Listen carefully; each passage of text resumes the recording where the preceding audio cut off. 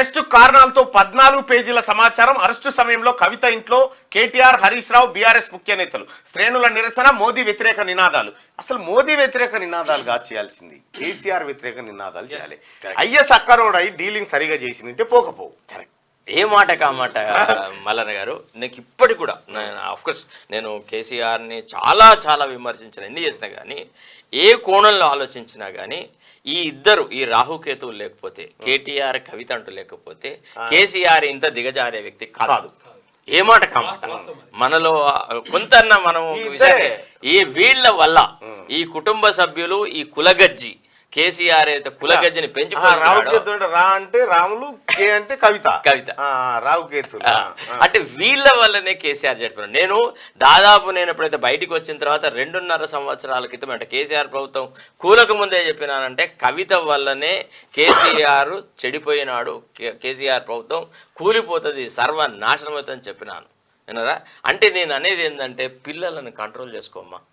ఎవరు తప్పు కదా? కాబట్టి మీరు డౌన్ కొట్టాల్సింది నరేంద్ర మోడీకి కాదు, టీఆర్ఎస్ పార్టీకి అధినేత కేసీఆర్ డౌన్ కొట్టాలి. ఎందుకంటే సొంత పిల్లలనే సరిగా సరైన దిశలో పెట్టలేనటువంటి తండ్రి కదా. ఆడపిల్ల సారదందా చేస్తే తండ్రి మనం చేయాల్సిందేనా ఈ దందా, ఆడబిడ్డ చేయాలని అనాలి కదా, వేయాలిగా తండ్రి. ఇప్పుడు ఎంత మందికి ఆడకూతురు లేరు? శరద్ పవార్ కు సుప్రియా సులేఖ ఉంది. ఆ అమ్మాయి ఇట్లాంటి పని చేస్తుందా? ఎంత గొప్ప రాజకీయాలు, ఎంత నీతిజ్ఞత ఉంటది. పోనీ జవహర్ లాల్ నెహ్రూ, ఇందిరాగాంధీ వాళ్ళకి ఇవే చేసిందా? సోనియా గాంధీ అట్లనే చేసిందా? ప్రియాంక అట్లా చేసిందా?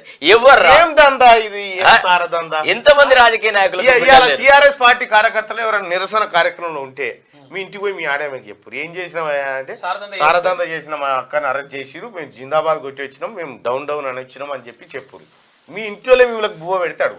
ఒకటి ఇంకొక విజ్ఞప్తి మీ ద్వారా నేను చేసేది అంటే మహిళలకి, అమ్మ మీరు ఒక్కసారి ఆలోచించండి. 2014లో ప్రభుత్వం స్టార్ట్ అయినప్పటి నుంచి మొన్నటి వరకు దాదాపుగా ఒక 10 సంవత్సరాలు బీఆర్ఎస్ ప్రభుత్వం ఈ రాష్ట్రంలో ఉంది. మీరెవరైనా 20 లక్షల వాచ్ కొనుక్కున్నారా? మీరెవరైనా ఇంద్రభవనం లాంటి ఇల్లు కట్టుకున్నారా? మీరు 1000 కోట్ల రూపాయలు మీరు సంపాదించినారా? మీకు లేని ఈ పురోగతి, ఈ ఆర్థిక సమృద్ధి ఈ ఒక్క మహిళకే ఎందుకు వచ్చింది? మీరు ఎప్పుడన్నా ఒక 50,000 చీర కట్టుకొని వచ్చినారా? బతుకమ్మలు ఆమెలాగా ఆడినారా? చెప్పండి, ఆలోచించండి. మీకు లేని పురోగతి ఆమెకు వచ్చింది అంటే దాని అర్థము ఈమె రాష్ట్రాన్ని దోచుకుంది. కాబట్టి మహిళలారా, మీరు పొరపాట్లు కూడా ఏ సానుభూతి వ్యక్తం చేయండి. మీ మొగోళ్ళు కనుక పోయి ఏదన్నా ఒకవేళ ధర్నాలు అది చేస్తే ఇంటికి వచ్చేటప్పటికి కొడుకులకు చెప్పులు, పసుపు, కుంకుమ పెట్టండి.